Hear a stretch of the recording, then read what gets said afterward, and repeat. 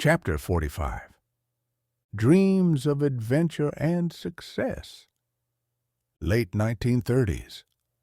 Buck Prob Gaelic.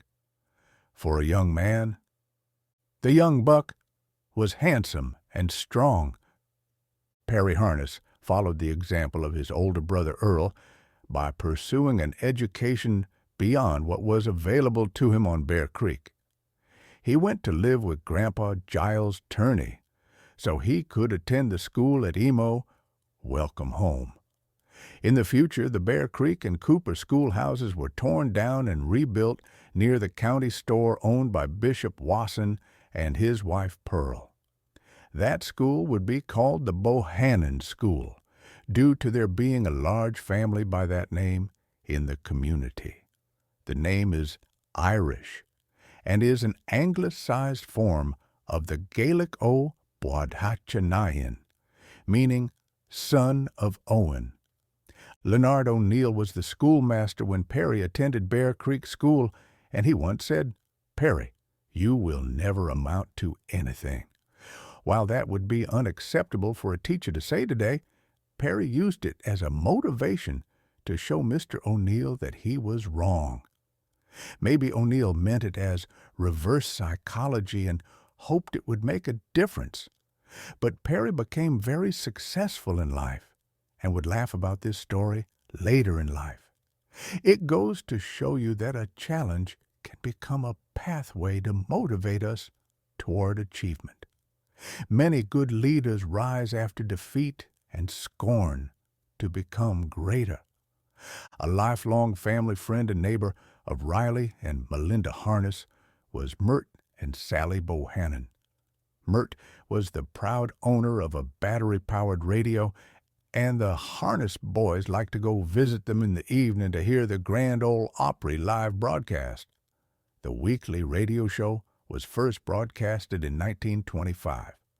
Some famous performers from 1937 were Bob Wills, Roy Acuff, Smoky Mountain Boys, and Bill Monroe.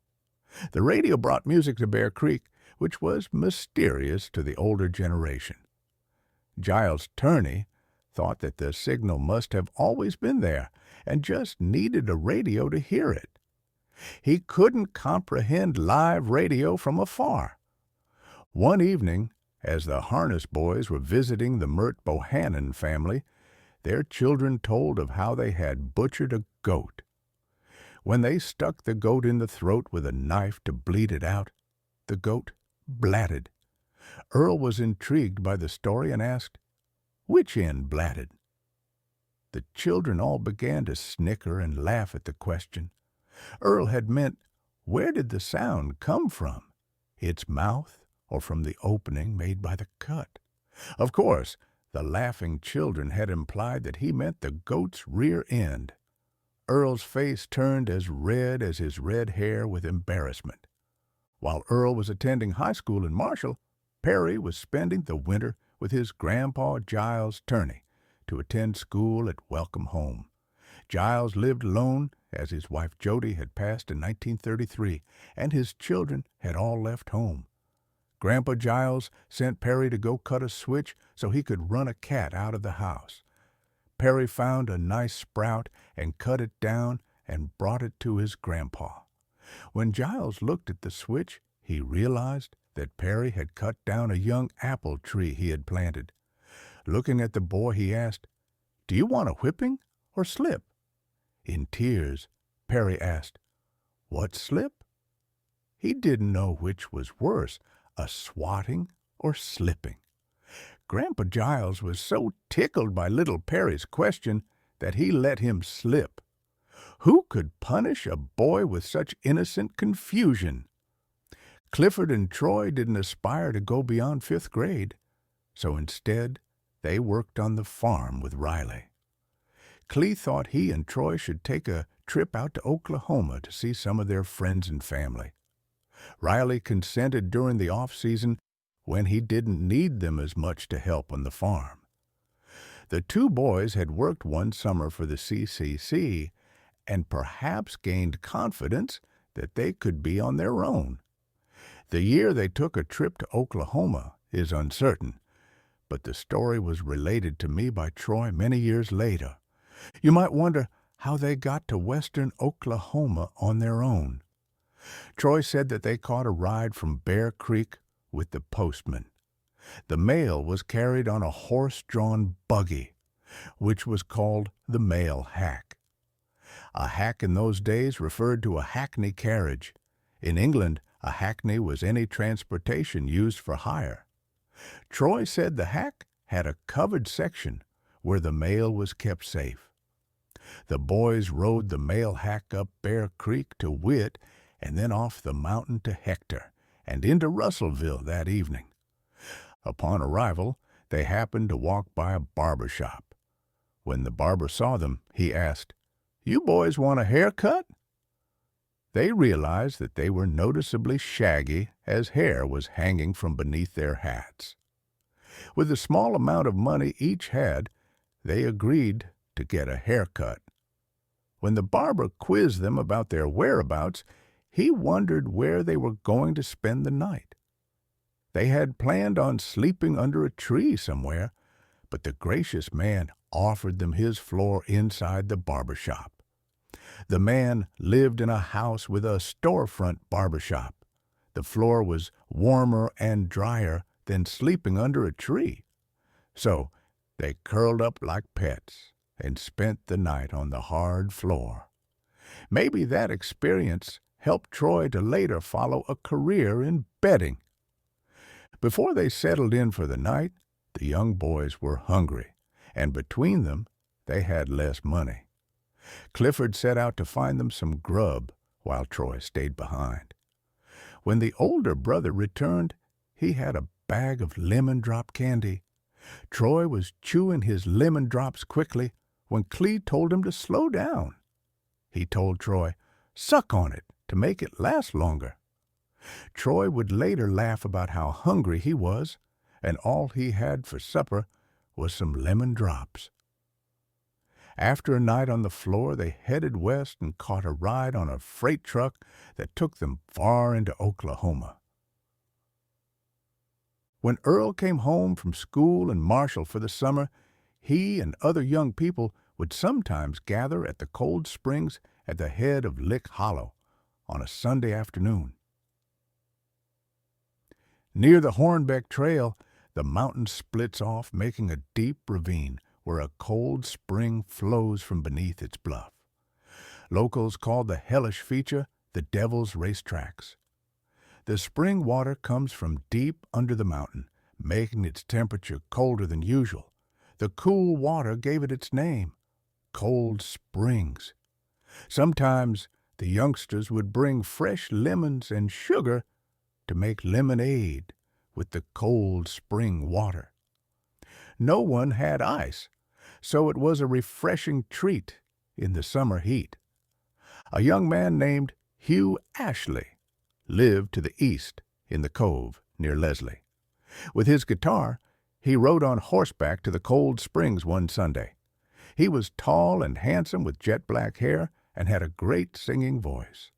He sang some songs and told the group that he had been offered an opportunity to go Hollywood, California, to record some hillbilly-style music. Earl was mesmerized by the prospect of Hugh becoming a recording star in Hollywood. Hugh, years later, told me about him being discovered and going to Hollywood. I'll give that story later. That afternoon, as Earl walked back down the trail to the creek farm, he was fantasying about being in Hugh's shoes.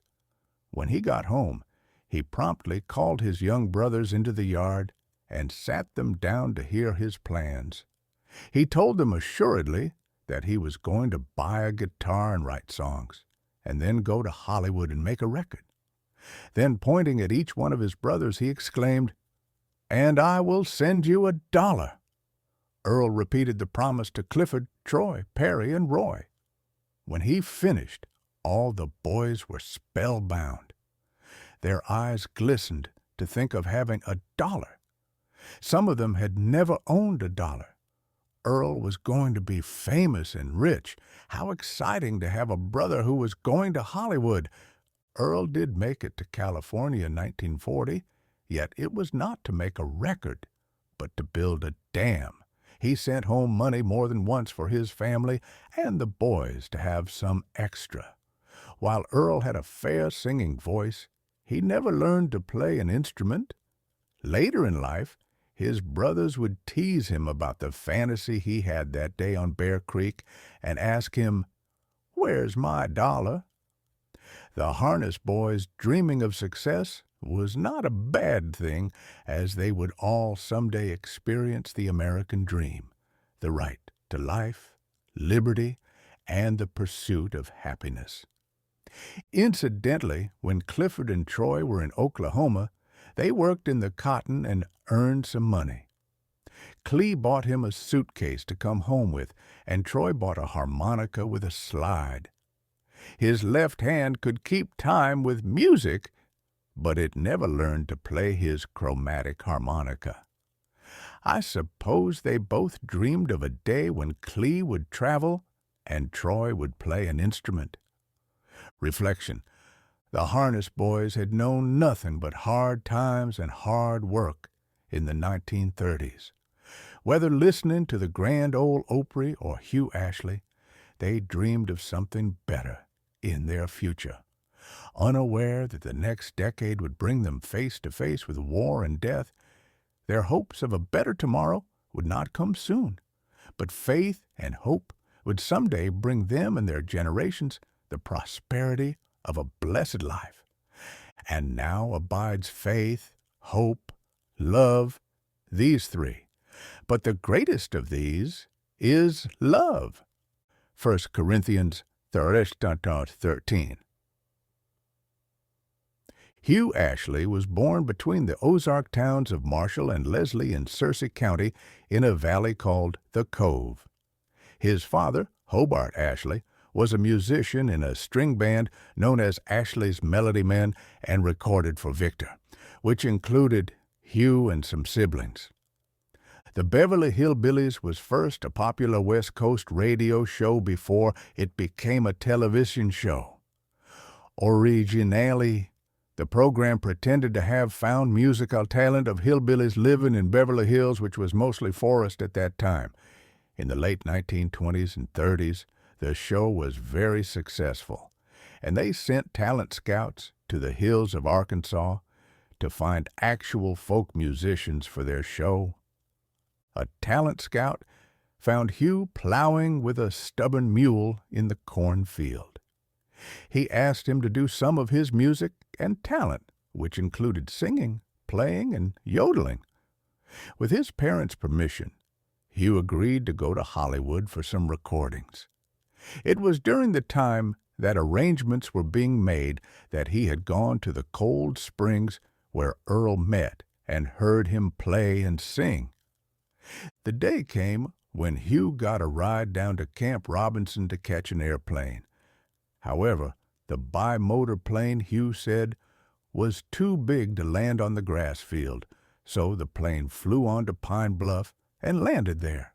Hugh caught a ride once more and boarded the bimotor plane, and it took to the air.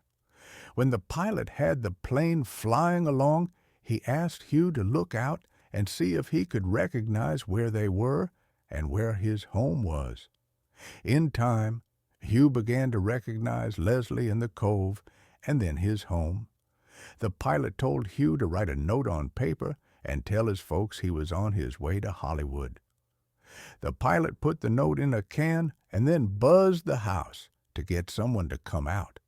His folks came out into the yard, and the pilot slid the canister out his window and made a perfect drop for them to get his message. The 14-year-old Hugh Ashley was flown out into Oklahoma, and from there he made other connecting flights until he reached Los Angeles, California. Ashley's arrival had been heavily promoted, although his given name was too fancy for a true hillbilly. Upon landing in California, he was introduced to the throng of thousands of excited fans as Little Hubert Walton. Hugh stayed for 6 weeks that summer and again the next summer, but the show was canceled thereafter. The experience introduced him to several popular talents and gave him some opportunities to do music with upcoming stars of folk music. After graduating from high school in Marshall and attending the University of Arkansas, Ashley continued to record, write, and perform music in various forms for 15 years between Memphis and Los Angeles. While serving 3 years in the Army Special Services entertaining troops during World War II, he met his wife, Helen. They were married in 1946 and moved to Harrison, where shortly thereafter he began a music store business and raised a family. He had a radio show on local station KHOZ, where he picked and sang, often inviting others to perform alongside him. Hugh wrote songs. One of them, One Step at a Time, was singer Brenda Lee's first hit song. It reached number 15 on Billboard's country music chart in 1957. He was elected mayor of Harrison in 1970 and then was elected as state representative in 1976. You could find him most any day in the music store chewing on a still-wrapped cigar, ready to share a story or a tune.